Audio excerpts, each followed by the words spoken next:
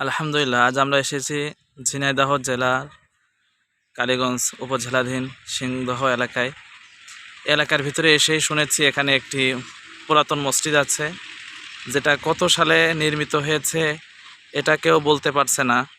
তবে মসজিদটা দেখেই বোঝা যাচ্ছে এটা 200-300 বছর আগে, যখন পুরো ভারত, বাংলাদেশ, পাকিস্তান মুসলমানদের অধীনে ছিল, মুসলমানরা শাসন করত, সেই আমলে মসজিদটি নির্মিত। তো আমরা সেই মসজিদে আজ এসেছি, আপনাদেরকে ঘুরে ঘুরে দেখাবো ইনশাল্লাহ। মসজিদের পূর্ব সাইডে আমরা আছি, আমরা এখন চলে যাচ্ছি মসজিদের নিকটবর্তী স্থানে। আমরা এখন মসজিদের কাছাকাছি গিয়ে দেখব যে মসজিদটা কেমন এবং মসজিদটি কত সালে নির্মিত হয়েছে। বাংলাদেশে যত পুরাতন স্থাপনা আছে সবগুলো এখন বর্তমানে সরকারি নিয়মের ভিতরে এগুলো সংরক্ষণ করা। তো আমরা দেখতেই পাচ্ছি যে সরকারি নিয়ম অনুযায়ী এই সমস্ত প্রাচীন স্থাপনাতে কোনো রকম পোস্টার মারা বা খোদাই করা সম্পূর্ণ নিষিদ্ধ। সেই সুবাদে কিন্তু মসজিদটা আমরা দেখতে পাচ্ছি কোথাও কিন্তু পোস্টার লাগানো নাই। মসজিদে আমরা দেখতে পাচ্ছি সামনে একটি দরজা আছে এবং দেয়ালগুলো অনেক পুরো, অনেক মোটা। এটা কোনো ঢালাই ব্যবহার হয়নি, এটাতে শুধুমাত্র চুন সুরকি এবং পোড়া মাটির ইট এটা দিয়েই তৈরি করা হয়েছে। এবং মসজিদের এক একটি দেয়াল বা পিলার অনেক মোটা।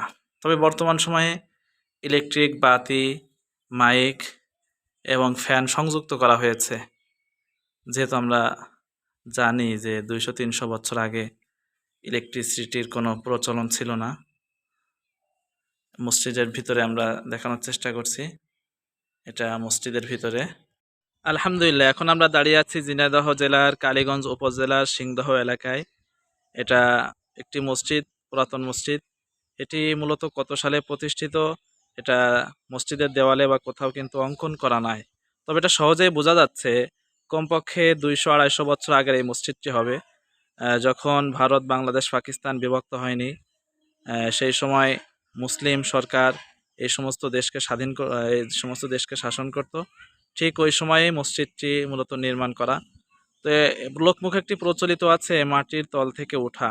আসলে মাটির তল থেকে ওঠা বলতে একসময় যখন মুসলমানদের হাতে ক্ষমতা শেষ হয়ে গেল, মুসলমানদের হাত থেকে ক্ষমতা চলে গেল, ঠিক সেই সময়ে অমুসলিমরা এই মসজিদগুলোর উপরে মাটি দিয়ে চাপা রেখেছিল, অথবা মুসলমানরা মসজিদটাকে সংরক্ষণ রাখার জন্য এই মসজিদগুলোকে মাটি দিয়ে চাপা রেখেছিল। পরবর্তীতে মাটিগুলো সরানোর পরেই মসজিদগুলো কিন্তু দৃশ্যমান হয়েছে, যেই কারণে অনেকেই বলে থাকেন যে মাটির তল থেকে ওঠা মসজিদ।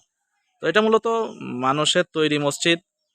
এটা তৈরি হয়েছে চুন সুরকি এবং মাটির পোড়া ইট দ্বারা।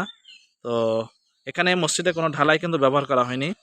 আমি ছবির ভিতরে অনেক ছবিগুলো দেখাবো যে মসজিদটার পিলার কিন্তু অনেকগুলো মোটা, পুরো দেয়ালগুলো অনেক পুরো, এবং মসজিদটি একটি এলাকার ভিতরেই রাস্তা থেকে একটু দূরে অবস্থিত।